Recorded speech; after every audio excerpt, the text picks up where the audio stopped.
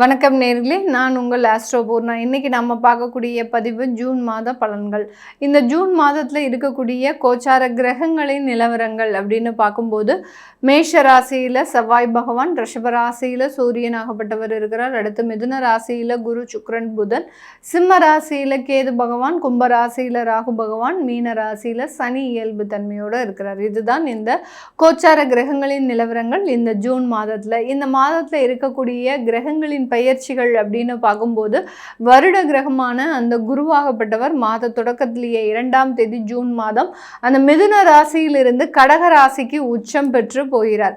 இந்த உச்சம் பெறக்கூடிய இந்த குரு பகவானால நிறைய ஒரு மாற்றங்கள் அப்படின்றது வரப்போகுது. ஏன்னா வருட கிரகங்களின் பெயர்ச்சிகள் அப்படின்றது ஒரு மிகப்பெரிய ஒரு தாக்கத்தை ஏற்படுத்தக்கூடிய ஒரு அமைப்பு தான், ஜாதக ரீதியாகவும் சரி கோச்சார ரீதியாகவும் சரி. அதனால இந்த குரு பகவானின் பெயர்ச்சி எப்படி இருக்க போது, அடுத்து மாத கிரகங்களாகப்பட்ட அந்த சுக்கிரனாகப்பட்டவர் 9ஆம் தேதி ஜூன் மாதமும், சூரியனாகப்பட்டவர் 16ஆம் தேதி ஜூன் மாதமும், அடுத்து செவ்வாயாகப்பட்டவர் 21ஆம் தேதி ஜூன் மாதமும், புதனாகப்பட்டவர் 23ஆம் தேதி ஜூன் மாதமும் பயிற்சியாகின்றனர். இந்த 4 கிரகங்களும் இந்த மாதத்தில் அடுத்தடுத்து பயிற்சியாகக்கூடிய ஒரு அமைப்புகள் அப்படின்றது இந்த ஜூன் மாதத்தில் இருக்குது.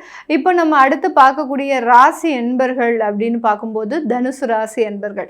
இந்த தனுசு ராசி என்பர்களுக்கு என்ன மாதிரியான ஒரு மாற்றங்கள் இந்த ஜூன் மாதத்தில் கிடைக்க போகுது? உங்களுடைய ராசி அதிபதி அப்படின்னு சொல்லக்கூடிய அந்த குரு பகவான் 8ஆம் இடத்துல உச்சம் பெற போகிறாரு. இந்த மாதிரியான ஒரு அமைப்புகளோடு சேர்ந்து வரக்கூடிய இந்த ஜூன் மாதம் இந்த ராசி என்பர்களுக்கு என்ன மாதிரியான ஒரு மாற்றங்களும், எந்த இடத்துல நீங்கள் ரொம்ப கேர்ஃபுல்லாக இருக்கணும் அப்படின்றதையும் இந்த பதிவில் தெளிவாக பார்க்க போகிறோம்.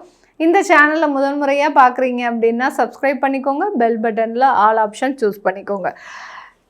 தனுசு ராசி என்பர்கள் எல்லா இடத்துலையும் பார்த்திங்கன்னா ஒரு நேர்மை, ஒரு அழகான ஒரு விஷயத்தை நோக்கி பயணிக்கிறது, இது எல்லாமே இந்த தனுசு ராசி என்பர்களுக்கு இருக்கும். யார் இடத்துலையும் பெரிய அளவுக்கு ஒரு விரோதம் பகைச்சிக்காம, அதாவது இவங்க எனக்கு வேண்டாம், இவங்க எனக்கு வேண்டாம், எனக்கு இவங்க போகிறோம் அப்படின்ற மாதிரியாக இல்லாமல் எல்லார்கிட்டையும் ஒரு ஜோவியலாக பேசி எல்லாருமே தனக்கு வேணும், தன்னுடைய குடும்பத்திற்கு வேணும், தன்னுடைய குழந்தைகளுக்கு வேணும்.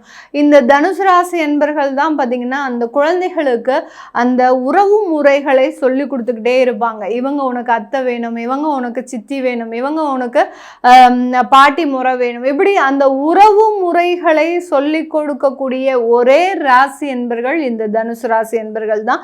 இந்த தனுசு ராசி என்பர்களுக்கு எப்போதுமே அவர்களினுடைய வேலையில் ஒரு எண்ணங்கள் அப்படின்றது இருக்கும்.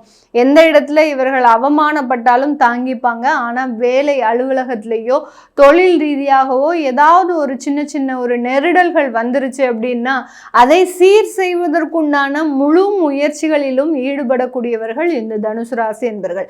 இந்த ராசி என்பர்களுக்கு இந்த மாதத்துல நிறைய ஒரு மாற்றங்கள் இருந்தாலும் உங்களுடைய ராசி அதிபதி 8ஆம் இடத்துல சஞ்சரிக்க போறார். இது என்ன மாதிரியான ஒரு சேஞ்சஸை உங்களுக்கு கொடுக்க போகுது?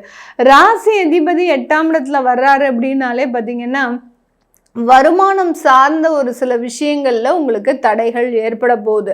அந்த தடைகள் இன்னைக்கு வரும் அப்படின்னு சொல்லக்கூடிய சில வருமானம் உங்களுக்கு 1 மாதமாக தடைகளை கொடுக்கும், ஒரு 2 மாதமாக அதை கணிக்கவே முடியாது நம்மளால. அந்த மாதிரியான அந்த வருமானத்தினால சில தேவையில்லாத ஒரு மன உளைச்சலை பெறுவதற்குண்டான ஒரு அமைப்பாக இருக்கும்.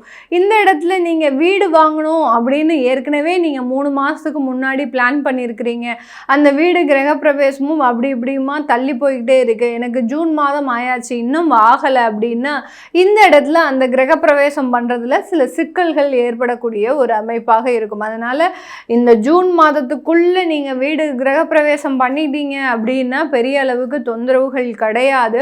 அதுக்கப்புறமா பண்ணுறீங்க அப்படின்னா அதில் சின்னதாக ஒரு பரிகாரம் மாதிரி பண்ணிக்கிட்டு பண்ணுறது மிக ஒரு மாற்றத்தை கொடுக்கறதுக்கு உண்டான ஒரு நேரம். ஏன்னா அந்த வீட்டுக்குள்ளே புகுந்த நேரம் நீங்கள் பார்த்தீங்கன்னா ஒரு மனதளவில் மிகப்பெரிய ஒரு வேதனையெல்லாம் அனுபவிக்கக்கூடிய ஒரு அமைப்பாக இருக்கும். என்னதான் நம்மளுக்கு ஹெல்த்து ப்ராப்ளம் இல்லாமல் இருந்த ஒரு நல்ல ஒரு திடமான ஒரு வாழ்க்கை முறையை பெற்றிருந்தாலும் மன ரீதியான சில வேதனைகள் அங்கே நிம்மதியாக வாழ விடாது. அதனால் அதற்குண்டான சில விஷயங்களை நீங்கள் செஞ்சுக்கிட்டீங்க அப்படின்னா போதும். சில பேர் பார்த்தீங்கன்னா ஃபிக்ஸ் பண்ணதே 2ஆம் தேதி தான் ஃபிக்ஸ் பண்ணியிருப்பாங்க. அந்த கிரகப்பிரவேசம் ஆகட்டும், இல்லை வீடு மாற்றம் செய்கிறதா ஆகட்டும், 2ஆம் தேதி 3ஆம் தேதி ஃபிக்ஸ் பண்ணியிருக்கிறீங்க அப்படின்னா ஒரு அணைய நிலையா விளக்கு அப்படின்றத நீங்கள் அந்த வீட்டில் ஏற்றி வைக்கிறது நல்லது. அப்படி வச்சிங்க அப்படின்னா உங்களுடைய நெகட்டிவ் எனர்ஜி எல்லாமே அந்த தீபத்தின் ஒளியின் மூலமாக முழுமையான ஒரு மாற்றங்களை உடைவதற்குண்டான ஒரு நேரமாக இருக்கும். இந்த 8ஆம் இடம் அப்படின்றது ஒரு நெகட்டிவான ஒரு எதிர்மறையான சில விஷயங்களை கொடுக்கக்கூடிய ஒரு ஸ்தானம். அந்த இடத்துல அதாவது உங்களுடைய ராசி அதிபதி தான் போறாரு. அதனால ஒரு பெரிய அளவுக்கு நீங்க கவலைப்பட வேண்டாம். உங்களுடைய மன ரீதியான சில வேதனைகள் அப்படின்றது தான் அந்த இடத்துல இருக்க போகுது. அடுத்து பார்த்தீங்கன்னா அம்மாவினுடைய தாயாரினுடைய உடல் நலன்ல ரொம்ப கேர்ஃபுல்லாக இருக்கணும். அவங்களுக்கு ஏதாவது சின்ன சின்ன தொந்தரவுகள் வருது, சில இடத்துல கேஸ்ட்ரிக் ப்ராப்ளமே வருது அப்படின்னு நீங்கள் அசால்ட்டாக இருந்துடக்கூடாது.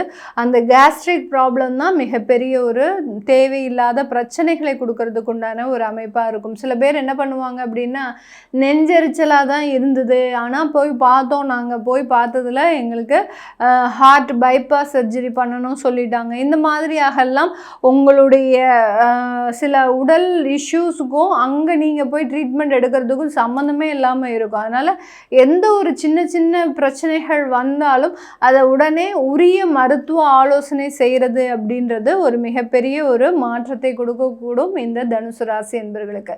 அடுத்து வேலை ரீதியாக அப்படின்னு பார்க்கும்போது வெளியூர் வெளிநாட்டில் நல்ல ஒரு வேலை அமைப்புகள் அப்படின்றது இந்த தனுசு ராசி என்பவர்களுக்கு இருக்குது. 6ஆம் இடத்துல உங்களுடைய பூர்வ புண்ணிய ஸ்தானாதிபதி மாற்றமாகிறார். அதனால இந்த இடத்துல உங்களுக்கு நல்ல ஒரு உயர் பதவிகள், அங்கீகாரம், மதிப்பு, மரியாதை எல்லாமே இருக்கிறதுக்கு உண்டான ஒரு நேரம் தான் இந்த தனுசு ராசி என்பவர்களுக்கு. வெளிநாட்டில் இருக்கக்கூடியவர்களுக்கு வருமான உயர்வு அப்படின்றது அதிகப்படியாக இருக்கு.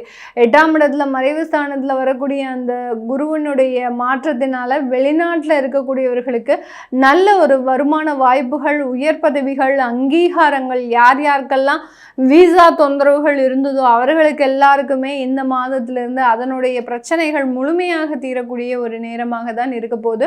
அடுத்து பார்த்தீங்கன்னா தொழில் ரீதியாக பார்ட்னர்ஷிப் தொழிலெலாம் அமைப்பதற்குண்டான ஒரு நேரம் இந்த தனுசு ராசி என்பவர்கள்.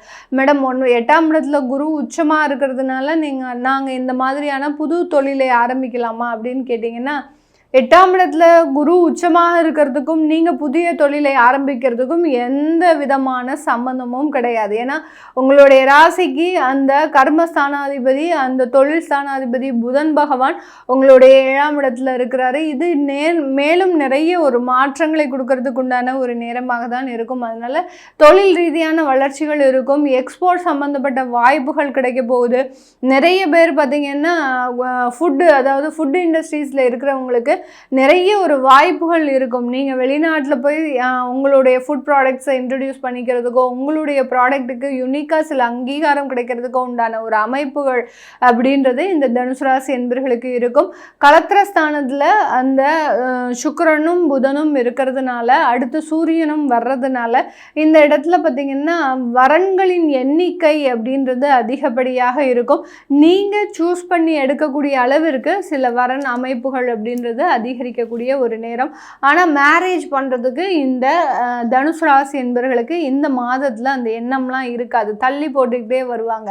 இவர்களுக்கு மன ரீதியான சில குழப்பங்கள் இருக்கிறதுனால இப்போ கல்யாணம் வேண்டாம் அப்படின்ற மாதிரியான சில ஒரு தடைகளை அந்த குரு பகவான் 8ஆம் இடத்துலேருந்து பண்ணிட்டு இருப்பார்.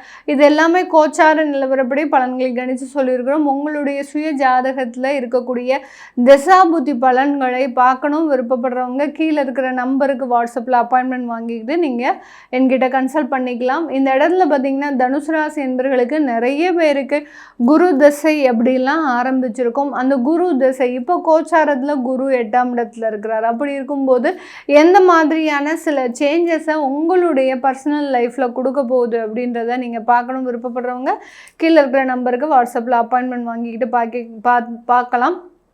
உங்களுடைய குழந்தைகளுக்கு ஜாதகம் எழுதணும், நியூமராலஜி படி பெயர் வைக்கணும்னு நினைக்கிறவங்களும் கீழே இருக்கிற நம்பருக்கு வாட்ஸ்அப்பில் மெசேஜ் அனுப்புங்க. அதற்குண்டான விவரங்கள் தெரிய வரும்.